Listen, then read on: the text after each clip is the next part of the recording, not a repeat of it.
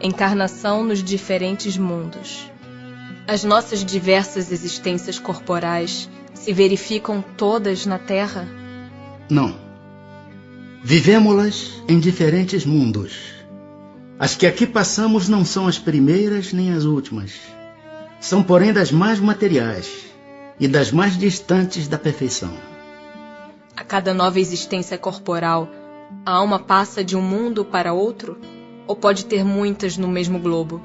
Pode viver muitas vezes no mesmo globo, se não se adiantou bastante para passar a um mundo superior. Podemos então reaparecer muitas vezes na Terra? Certamente. Podemos voltar a este, depois de termos vivido em outros mundos? Sem dúvida.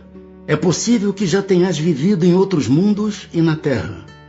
Tornar a viver na Terra constitui uma necessidade? Não. Mas se não progredistes, podereis ir para outro mundo que não valha mais do que a Terra, e que talvez até seja pior do que ela. Haverá alguma vantagem em voltar-se a habitar a Terra? Nenhuma vantagem particular, a menos que seja em missão, caso em que se progride aí, como em qualquer outro planeta. Não se seria mais feliz permanecendo na condição de espírito? Não. Estacionar-se-ia, e o que se quer é caminhar para Deus. Depois de haver encarnado noutros mundos, podem os espíritos encarnar neste, sem que jamais aí tenham estado?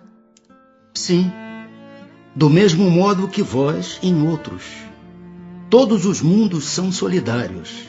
O que não se faz num, faz-se noutro. Assim, homens há que estão na Terra pela primeira vez? Muitos, e em graus diversos de adiantamento. Pode-se reconhecer, por um indício qualquer, que um espírito está pela primeira vez na Terra? Nenhuma utilidade teria isso. Para chegar à perfeição e à suprema felicidade, destino final de todos os homens, tem o espírito que passar pela fieira de todos os mundos existentes no universo? Não, porquanto muitos são os mundos correspondentes a cada grau da respectiva escala, e o espírito, saindo de um deles, nenhuma coisa nova aprenderia nos outros do mesmo grau. Como se explica, então, a diversidade de suas existências em um mesmo globo? De cada vez poderá ocupar posição diferente das anteriores. E nessas diversas posições se lhe deparam outras tantas ocasiões de adquirir experiência. Podem os espíritos encarnar em um mundo relativamente inferior a outro onde já viveram? Sim, quando em missão, com o objetivo de auxiliarem o progresso, caso em que aceitam alegres as tribulações de tal existência, por lhes proporcionar meio de se adiantarem. Mas não pode dar-se também por expiação?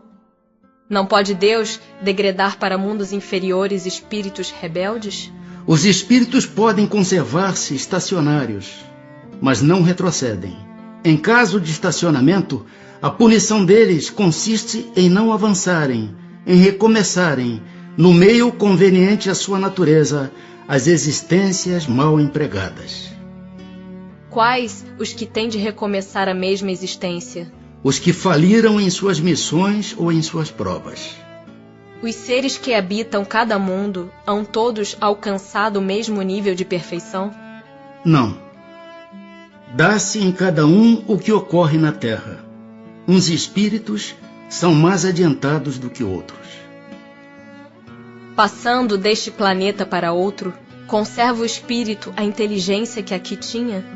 Sem dúvida, a inteligência não se perde.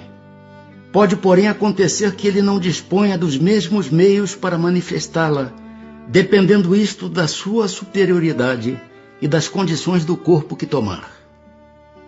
Os seres que habitam os diferentes mundos têm corpos semelhantes aos nossos?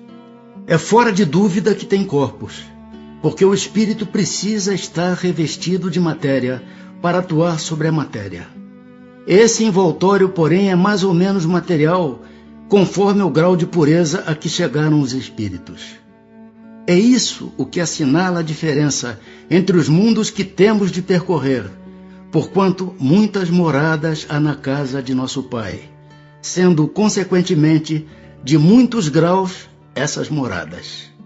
Alguns o sabem e desse fato têm consciência na terra. Com outros, no entanto, o mesmo não se dá. É-nos possível conhecer exatamente o estado físico e moral dos diferentes mundos?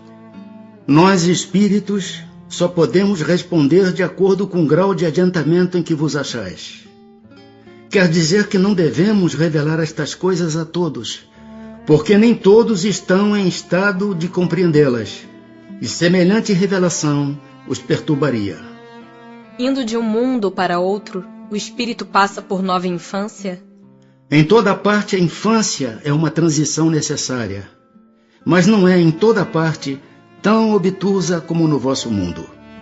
Tem o espírito a faculdade de escolher o mundo onde passe a habitar? Nem sempre. Pode pedir que lhe seja permitido ir para este ou aquele, e pode obtê-lo, se o merecer.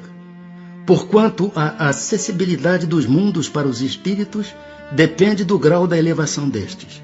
Se o espírito nada pedir, que é o que determina o mundo em que ele reencarnará? O grau da sua elevação. O estado físico e moral dos seres vivos é perpetuamente o mesmo em cada mundo? Não. Os mundos também estão sujeitos à lei do progresso. Todos começaram como o vosso, por um estado inferior, e a própria Terra sofrerá idêntica transformação. Tornar-se-á um paraíso quando os homens se houverem tornado bons. Haverá mundos onde o espírito, deixando de revestir corpos materiais, só tenha por envoltório o perispírito?